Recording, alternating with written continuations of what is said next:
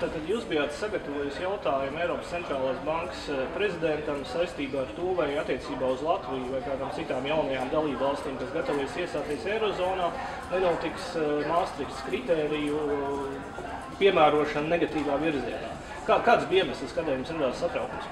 Iemesls bija īstenībā mūsu premjerministra Valda Dombrovska nesenie paziņojumi par to, ka faktiski viņš diezgan tiešā veidā pateica, ka Eiropas centrālā banka, vērtējot pašlaikējo situāciju Latvijas atbilstību Maastrichtas kritērijiem, pielieto tādu, var teikt, divējādu taktiku attiecībā uz inflācijas kritēriju. Viņi izmanto arī to valstu ļoti zemos inflācijas līmeņus, kā tas ir Īrija, Portugāla, Grieķija, visi, kas atrodas, teiksim, īpašā programmā atbalstot no Eiropas institūcijām.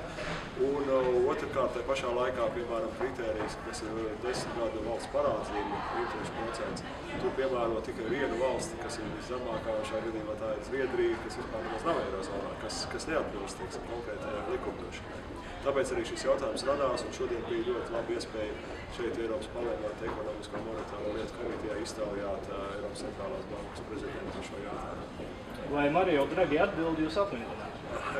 Vai jūs guvāt skaidrību? Jā, viņi ļoti īsi. Viņi teica, ka Eiropas centrālā banka apliecina, ka viņi nelietos nekādus diskriminējošus metodoloģijas pasākumus, novērtējot potenciālas jaunās dalībvalstis.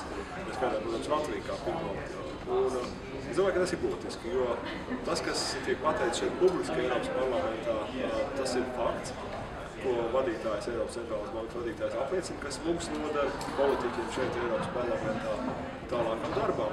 Un šajā gadījumā mūsu loma jau ir atbalstīt, teiksim, profesionālo darbu, ko veiks Latvijas finanšu ministri un Latvijas centrālā banka saistībā ar Latvijas iestāšanos Eiropas Savienībā, gan ar Eiropas centrālo banku, gan ar Eiropas komisiju.